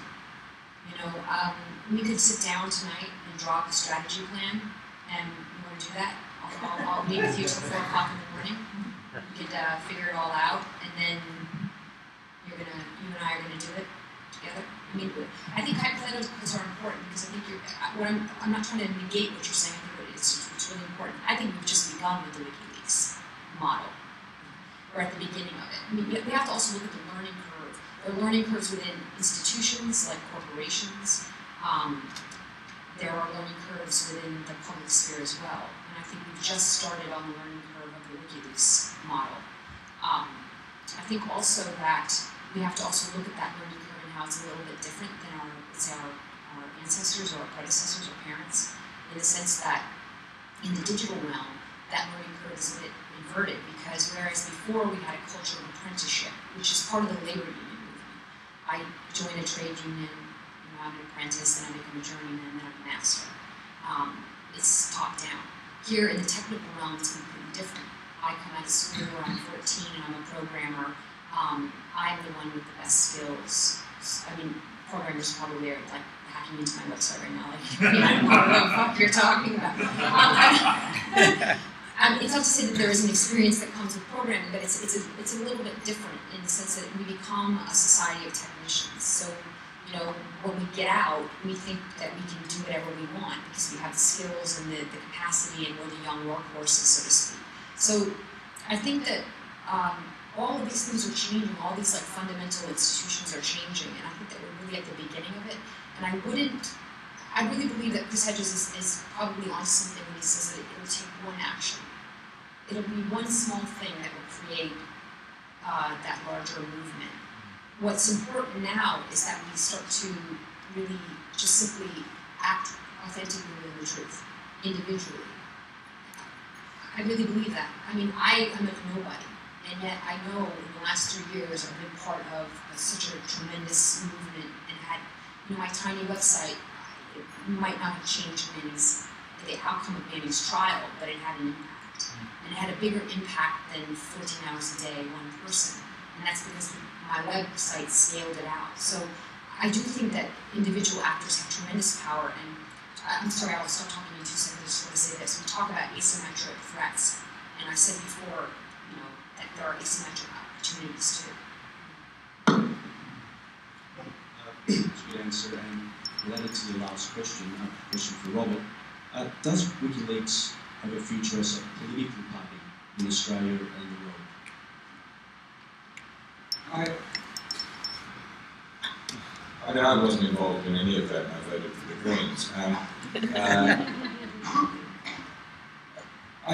don't know why Julian was interested in getting a political party going. I can't see that it would make much difference to anything. I think it was probably because he wanted to put the Australian government in a sort of embarrassing situation in case. I think the way he sees things, and I think he's a very strategic thinker. He sees the big problem is the extradition of the United States in the trial, which would crush him, but more importantly crush his movement. And if he wanted to get the Australian government perhaps to defend him as a long shot, it would be more likely to do so if he was elected a senator. But apart from that, I don't think I never thought there was a chance unless they did these mad preferential deals with shooters and enthusiasts and by accident got to the Senate. I don't think it was likely to happen. So I think the progressive part of politics, and I'm sorry for a lot of people here at the time of the WikiLeaks party, I think the progressive party of politics would likely affect the Greens. That's what I think. So far as I get into political party politics, it's there, but I hope that's not unsatisfactory. Probably is. I tend to agree. I'm asking this it's weird. Sorry, this lady asked me to ask her question to Alexa, which is what's next for Chelsea Manning, and will the appeals process be more open and fair? I'm so grateful that you asked that question because I didn't say this at the Sydney Opera House and I want to kick myself. Right now, actually until tomorrow. Today's Saturday, right? Friday. Okay, so we have one more day with 50,000 signatures on an Amnesty International, Bradley Manning Support Network, currently private Manning Support Network petition. Obama's probably not going to do anything, but I'll tell you what, 25,000 signatures on this petition is going to do even less. So we need to show that there's political capital that supports Chelsea Manning. The second thing is that the current appeals process is as follows. Manning's case will go to the Army Court of Criminal Appeals automatically to be reviewed for mistakes of fact and also mistakes of legal reasoning on the part of the military judge. However, it's currently with the commander of the Military District of Washington. Please do not rely on the American public to write letters to this commander. This commander has the power to reduce Manning's sentence and to strike down convictions. So it is imperative that the public around the globe go to the Private Manning Support Network website. I'll tweet it out, actually, if any of you follow me, I'll make sure to tweet out the links right after this. Go to their website, write a letter to this Major General, ask him for clemency for Bradley Manning. Go to this petition and sign this petition so that whether or not Obama does anything, he's not given the false understanding that the public doesn't care about Chelsea Manning.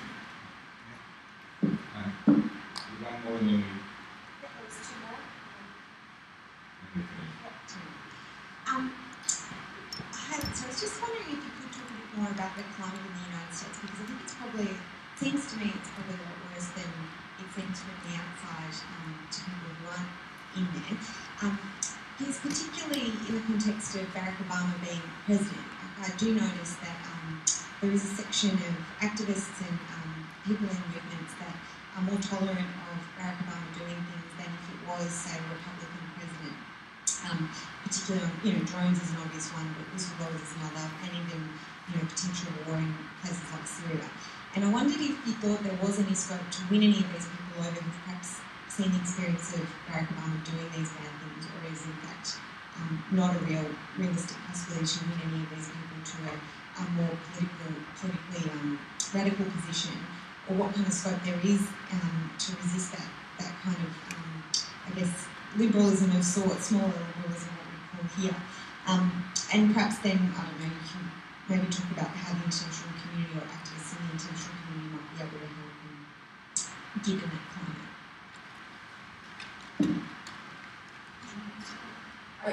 You're asking, let me make sure I understand your question. You're asking me, within the American community, if there is a chance of actually having, let's say, this American community of the left actually see Obama for what he is. I mean, I think that we're just now beginning to see it with when public intellectuals like Cornel West speak up and talk about how racist Obama's drone policies are. It's interesting, I mean, I've said before, my sense of revolution or reformation in the United States, it always comes from the pulpit.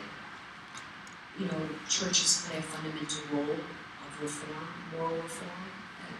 When you look at, and I think the African American community has always been the driving force of reform within the United States, moral reform. And for me, I think that Obama is worse than Bush because he pretends to be something that he's not. I think Obama is a brand. I think that Obama is a puppet, and I think he's a horrible orator to boot.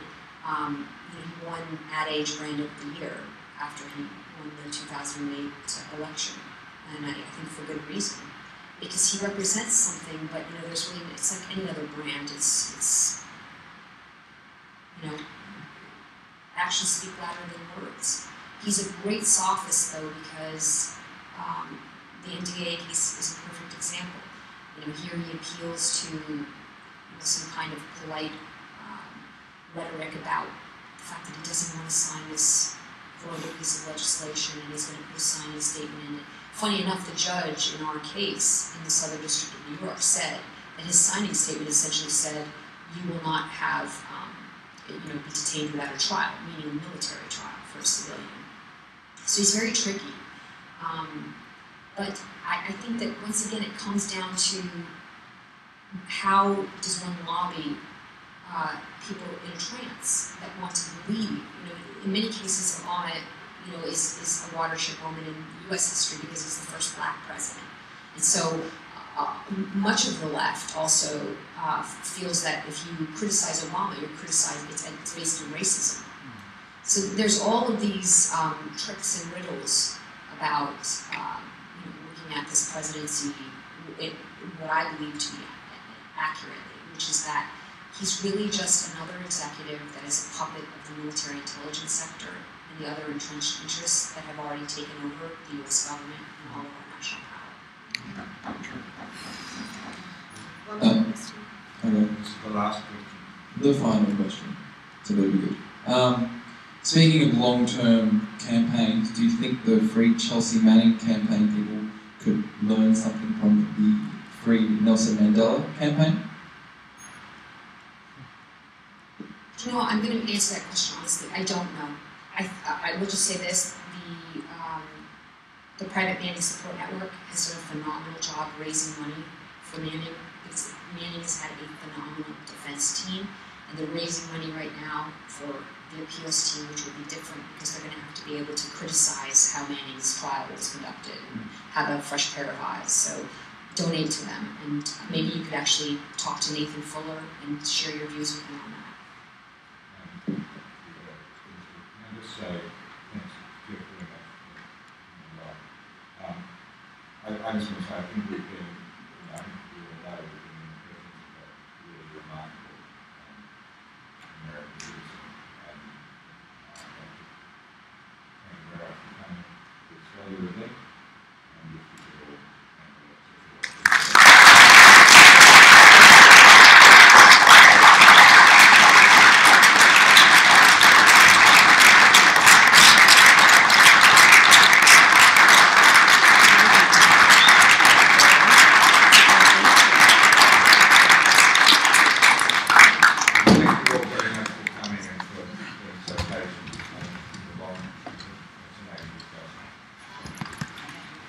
Thank you, everybody.